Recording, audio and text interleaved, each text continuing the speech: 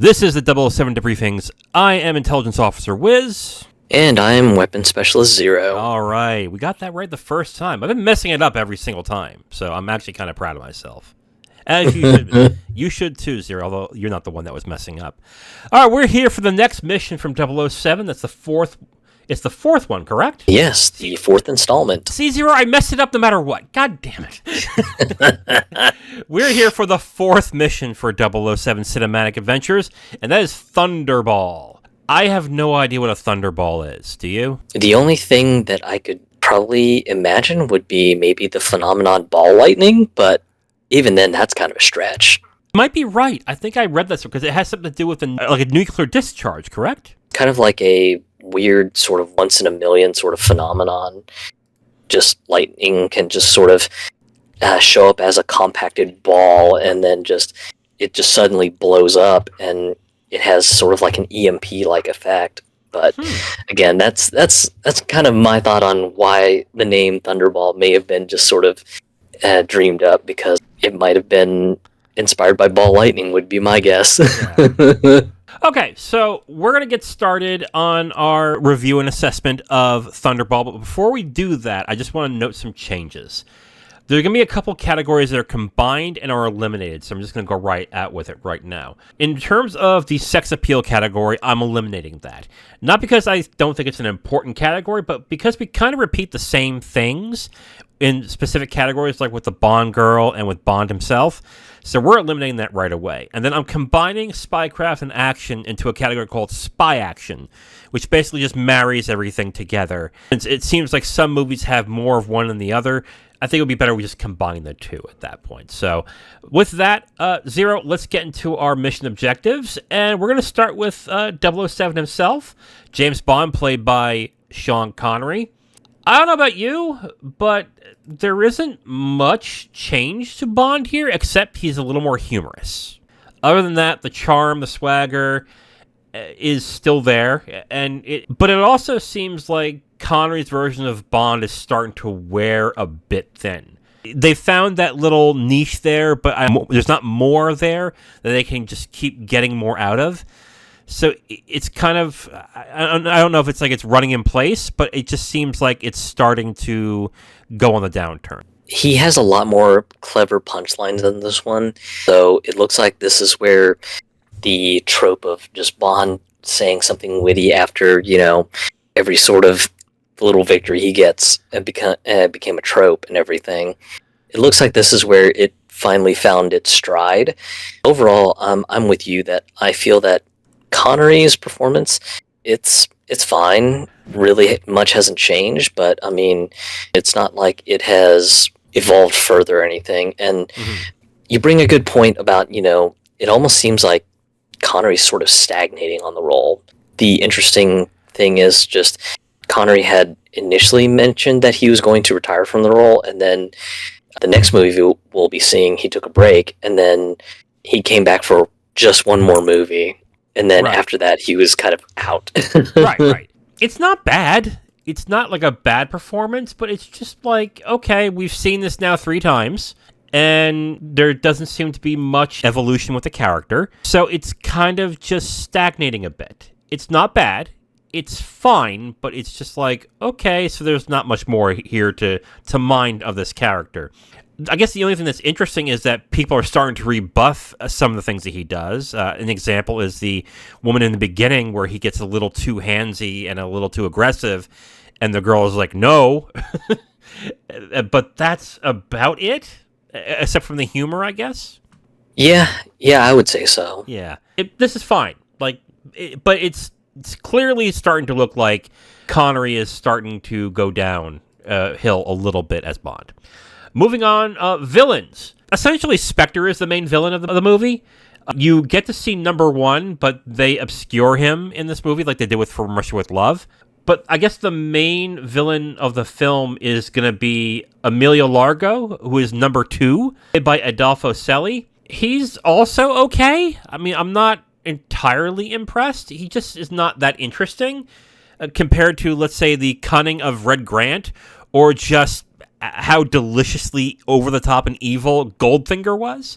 So this is definitely a very big step down when it comes to villain. Is he a bad villain? I don't think so. But he kind of has that very typical Bond villain feel to him. Slick back hair, the eye patch. I don't know how else to put it, but like he just seems like a placeholder villain. Even though I think he's supposed to be a lot more important than he's actually portrayed. I guess the thing that I would say is he's more cartoonish villainous than he is intimidatingly villainish. It almost kind of seems like, sort of like, almost slapstickish in a way. Mm-hmm. Like, one of the henchmen fails at a task, you see him just throw him into the shark pool, and this is like, oh god, this is almost kind of cartoonish. Yeah. Like, what is he doing with like a shark pool anyway? And the reason that they gave was just like, I do it for preservation reasons. Like, yeah, okay. If you just want to have a shark pool for no apparent reason, just go with that. I don't care. But, like, it is weird. But when you have, like, two really good villains in the last two movies, like, the fourth one is pretty disappointing. I think he's fine. I don't think he's a bad villain, but yeah, he's a step down from Goldfinger and Red, is my opinion is. I even think he's a step down from Oddjob. I thought Oddjob was cool, but he wasn't that big of a villain. But I think Oddjob is actually more interesting than Largo is. It's kind of funny that Blofeld, otherwise known as Number One, gets a little bit more screen time, even if his face is Zero spoilers! What are you doing? No! Mostly I make the mention because the portrayal of Number One is really, really sort of ham-fisted with just the supervillain stroking a cat sort of trope. Because every single time Number One shows up, you always see him just kind of stroking and petting his cat. Just like, especially if it's like just a boring meeting, or if he's about to like just dress down and kill one of the head officers for betraying him, it'll be like you disappoint me, and then you just see this shot of him just kind of petting his cat in his lap, and it's just like, now we're really getting hammy with the only supervillains have cats because as that's what supervillains do. Can I ask you a question? Does that portrayal seem goofy now because of Austin Powers? A little bit, in my mind. Okay. I was thinking about that because I actually agree with you. I think the whole stroking the cat and like, you disappoint me, number 11. And I was like, that is kind of silly, but I keep thinking that I probably think this is silly because of Austin Powers, because Austin Powers lampooned it so well. I do agree with you. Like the portrayal of Number One, who is Blofeld, is also kind of strange. I also find the whole business meeting, like a minutes meeting regarding crime, to be absolutely hilarious at times. Because I'm like, look at this. Okay, let's see. We have operations. Can we have the operations for our sector when it involves with money laundering? Number 11, do you have that? Come on, let's get the meeting minutes ready. I'm like, what the fuck? Really? like, do you really want paperwork for this? That's where I'm like, wait a minute, this is weird. It just seems kind of. It came off like a stockholders meeting. Yeah, I know. I think that was the point, though, because they were treating it as an actual business. But it just doesn't make sense logically, because it's like, well, you wouldn't have all these people in one room talking about all the terrible stuff they do in case, like, they're being spied on. Like, that just doesn't make sense. But then again, they're so deliciously evil that they don't care. Ooh. So the villains are kind of corny in this, is basically what we're getting at, right? Yeah, I definitely felt so. I mean, Number One with the whole supervillain petting a cat in his lap. I mean, that trope is played into so hard in this movie. And then, of course, you've also got Largo, just who's sort of cartoonish in his caricature with like when the one henchman fails him and he's just like, off to the shark tank you go. And it's just like, really? We're going into like just the absurd. This is a little bit wacky. Yeah. No, I actually agree. And people like Bond movies like this, and that's cool. But like, after seeing the last three that weren't as wacky and as outlandish, maybe with the exception of Goldfinger turning into gold, this is not the type of Bond I enjoy usually. So yeah, I do want to point out one villain. And I didn't know whether to put her into villain or Bond girl, and that is Fiona Velpe, who is played by Luciana Paluzzi. I like this character. I do. And the reason why is because not only is it she a conquest for Bond, but she's also portrayed as, I don't know about either psychotic or just cunning. And she's also pretty aggressive herself, to the point where like Bond is like, girl, what the hell are you doing? It's like, what is your deal? But like I like this character quite a bit, but she's not in it that much. And it kept making me think, like, man, wouldn't it be cool to have a Bond girl who is much more of an aggressor against Bond, or is trying to compete against Bond? I think that would be pretty cool. Like, just like a Pussy Galore from Goldfinger. I think the one scene that I thought was a bit kind of comical was when Bond's trying to make his escape, and coincidentally Fiona just happens to zip by close to where he is with trying to make an escape, and she's like, yeah, get in and buckle up. I mean it. And Bond's just kind of like, why did you weirdly emphasize that? That's so weird. Mm-hmm. And then, of course, she's talking about, yeah, you know, these roads, they're kind of crazy. And she's just speeding up further and further in the car. And Bond's just kind of like eyeing the speedometer going, what in the world is your problem? Why are you going faster? And then just she ends up kind of teasing him, going, this is how I drive. What's the problem? And then just Bond's just kind of, he's got this look of, God, I am so screwed, aren't I? She's going to crash into something intentionally, and I'm just going to be completely fucked. Or she's just zipping off to drop me off at the Spectre operating zone, and boom, I'm going to end up captured. Just, he's got this fear, and then boom, they just stop at the hotel. I was just like, wow, geez, she really just got him going. Oh my God. Yeah. And I also like when they eventually have sex, and she's starting to do things that make Bond uncomfortable. And I was like, wow, that's a different dynamic that I thought I wouldn't see. I know GoldenEye has a female character who is a villain who does, I think, similar things. It's been a while since I've seen GoldenEye, though. But I know that happens, too, in that movie, but I don't recall that being another woman who does that in these movies. I might be wrong. I've only seen up to, like, Man with a Golden Gun, and then went right to Brosnan after that. But it should be interesting if they do that again in these movies. But I think of the female characters and of the villains, I like Fiona the best. We'll probably get into the Bond gal later on, though. Well, why don't we just do it right now, since it's the next category?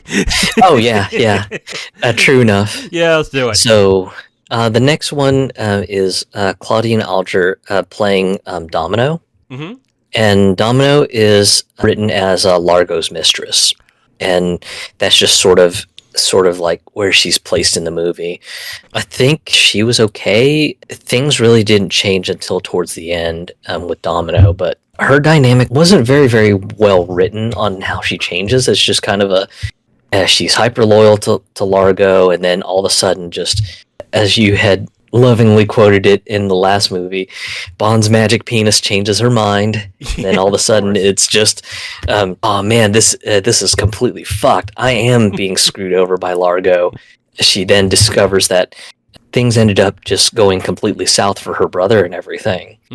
And she was just like, now I know my motivation, revenge. And it's just like, wow, not a very good way to show her dynamic change from being hyper loyal to Largo to, nope, Largo's got to die. Yeah, and it didn't fit the character that well either when it came to that point either. The problem I had with Dominique, or Domino as she's called in this movie, she seemed a little too innocent to be involved in what Largo is doing. I know she's meant to be the mistress, but she also seemed kind of clueless to a certain extent.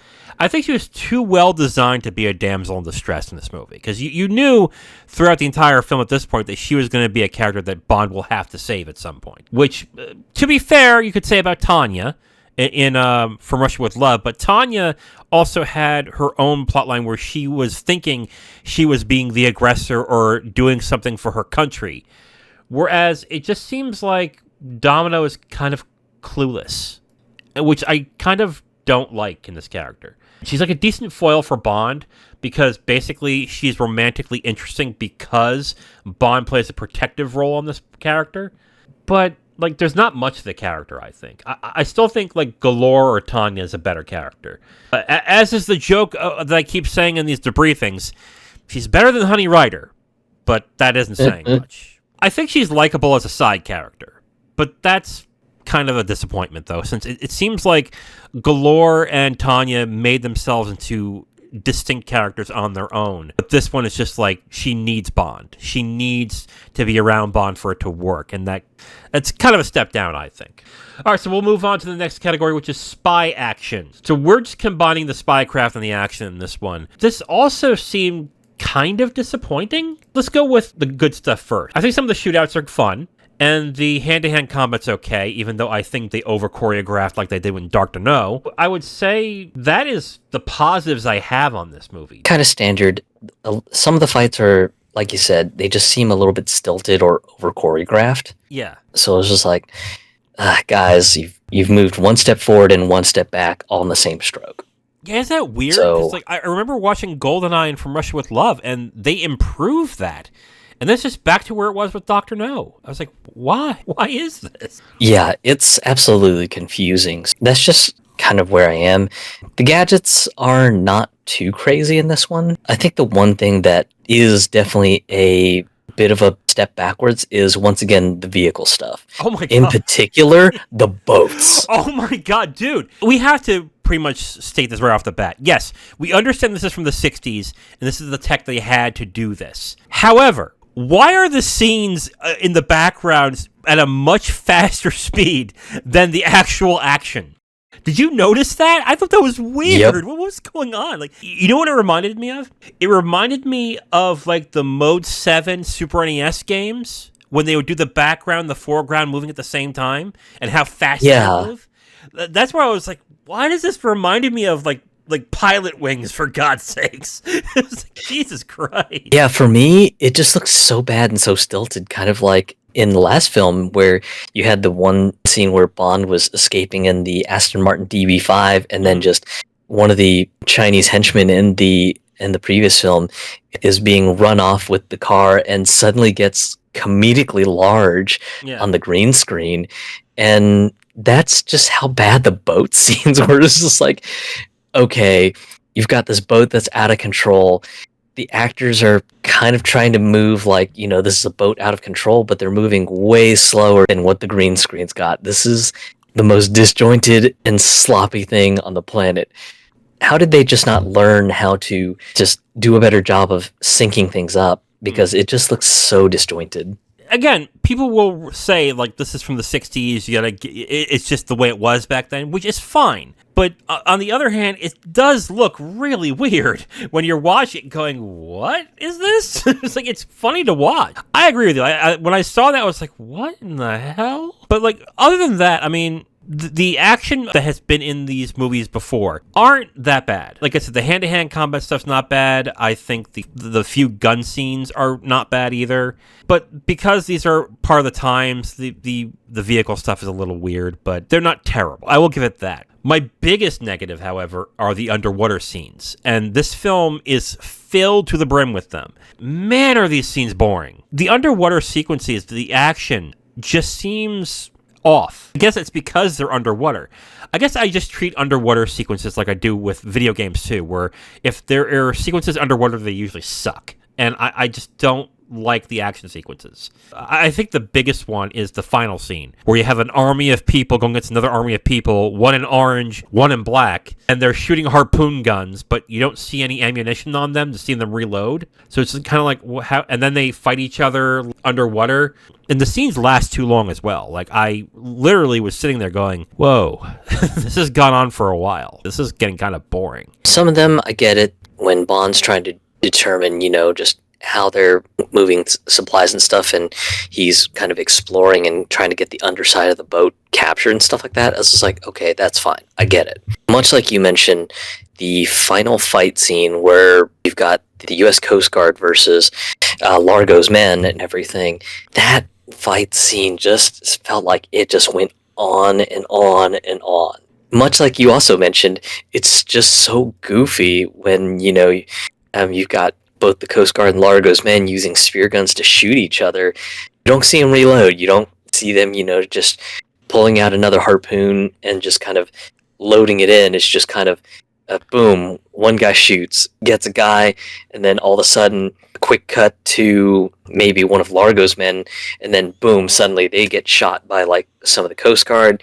Cuts back to a shot of the Coast Guard. Suddenly, their harpoon guns have like a harpoon already locked in them, and they're ready to go again. It's just like, this is almost kind of like video game logic. It's kind of goofy, and you know what? That might be what people like about these Bond movies sometimes, is that they are a little goofy and unrealistic. After the last two, and I have to mention that Goldfinger turned a woman into gold, so I have to mention that while I'm saying this. They weren't as goofy. I guess they kind of went into this direction in this, and some like this. I'm not entirely a fan of this, but I will give two pieces of credit for this movie. One, it makes Spectre into something much more intimidating than they have in the past. They make themselves look like they are a legit rival to Bond. And on top of that, the music in the fight sequences are actually very good. The score itself, I think they did a great job integrating the music with the action going on as well. So I will give those things credit. But yeah, I don't like the action so much in this movie. Not really. Just the underwater sequences dragging out for a good while really sort of sapped the enthusiasm I had for the movie.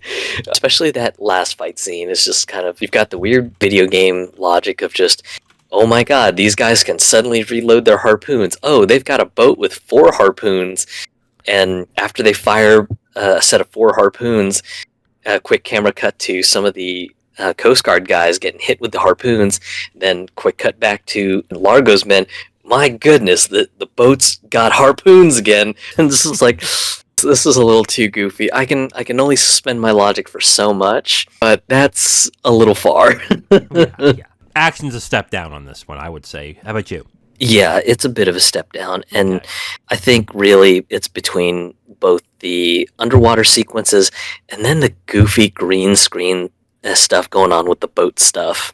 Yeah, I still find that funny. Okay, so let's get into our final category, which is the theme song and the opening credits. The theme song's Thunderball, written by John Barry and Don Black, performed by Sir Tom Jones. I didn't know he was a sir. I didn't even know he was British, actually. Well, he's Welsh, I think, right? Oh, goodness, I forget. Yeah, I forgot too. Okay, but anyway, if you wanted to know what a Thunderball was, you probably were never going to find out through this song. We'll say that. But honestly, not a bad song. I guess I kind of like Tom Jones. I like his voice, and I like how he sings, so it's fine. It's a fun little song. It's not a big deal. And the opening credits are nice, too. It keeps with the underwater theme of the film, and is pretty visually interesting, I guess. I think this movie gets the opening sequence a little bit closer to what most people would consider sort of the usual design standard for the Bond opening sequences. Just kind of classy, kind of on theme with some of the action and plot points of the movie, and usually with great music. And in this case, you've got Tom Jones singing Thunderball, which is fantastic. So I think the intro is pretty good. But okay.